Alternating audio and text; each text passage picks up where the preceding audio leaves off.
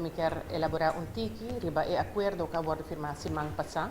e muito em especial sobre a parte de economia, e que nos funciona também aqui, por a parte do parlamento. Tomou lugar também semana passada, no SAWAC, na atende uma conferência enquanto de inovação, no qual a Banco Central papel over de RegTech, Regulatory Technology.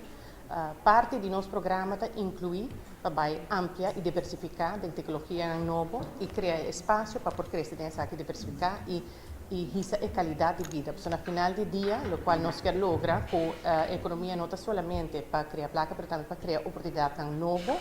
para criar espaço para nós por crescer, por educar mais e para nós por crescer, atrair inversão nova para o nosso país. Que comunicamente que está aqui, ele vai requerir de parte do Parlamento, em todo caso, houve revisão de lei sobre isso, para introduzir tecnologia nova, não somente de parte do comércio, mas também de parte do governo, mas ele requer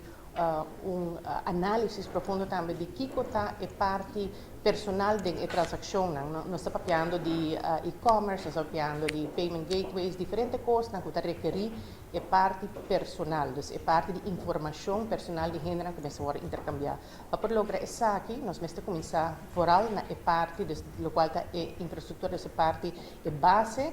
de tecnologia que está informação personal de gênero que nós vamos intercambiar por meio de internet. Aqui não é trabalho seguro do parlamento também para por passar a aqui salvaguardar o qual está direito também de cada usuário, como também companhia na privacidade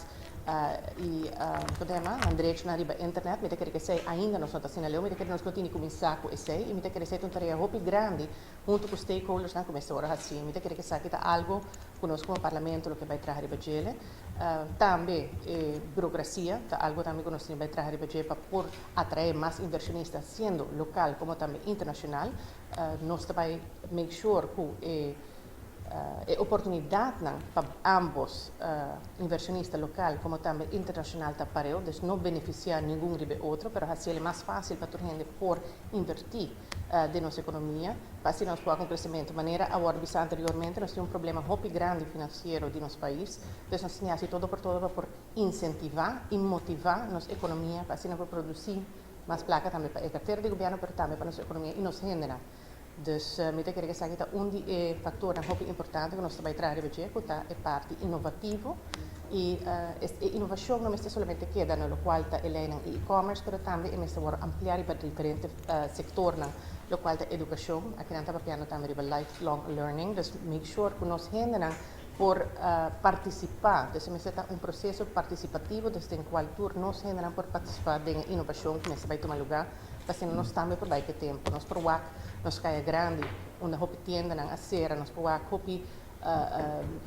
stagnação da nossa economia e para pôr vida nova dentro dessa que nós vamos inovar. E me dá que é muito importante